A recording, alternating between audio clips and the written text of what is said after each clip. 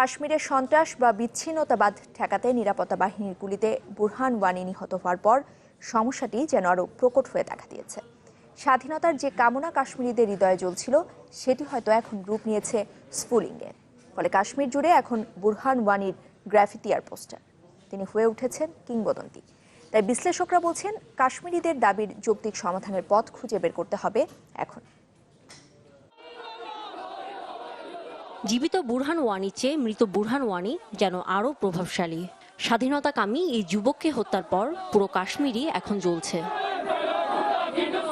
উপত্যকার বিভিন্ন বাড়ি স্থাপনার দেয়ালে দেয়ালে তার পোস্টার, দোকানের শাটারে ছবি।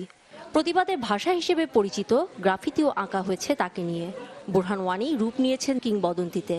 গ্রহণযোগ্যতা বেড়েছে হিজবুল মুজাহিদিনের। নিরাপত্তা বাহিনীর উপর নির্ভর করে সবকিছু। তারা যদি জোর প্রয়োগ করে আমরা অস্ত্র হাতে তুলে নিতে বাধ্য হব। আন্দোলনের গতি যত বাড়ছে এর সাথে পাল্লা দিয়ে বাড়ছে নিরাপত্তা বাহিনীর অত্যাচারও। বাড়ি বাড়ি গিয়ে তল্লাশি চালিয়ে পুরুষদের উপর চালানো হচ্ছে নির্মম নির্যাতন।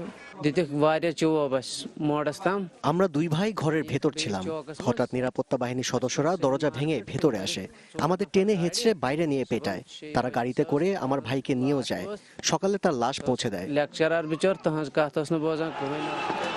বিশ্লেষকরা বলছেন প্রতিরক্ষা, পররাষ্ট্র ও যোগাযোগ এই তিনটি বিষয় ভারতের হাতে দিয়ে দেশটির সাথে যোগ দিয়েছিল কাশ্মীর।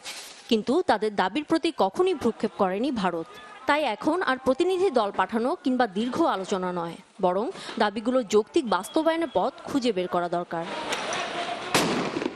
পাকিস্তানের সাথে সন্ত্রাস বিষয়ক আলোচনায় বসার আগে ভারত সরকারকে কাশ্মীর ইস্যু সমাধানে উদ্যোগী হওয়ার পরামর্শ তাঁর।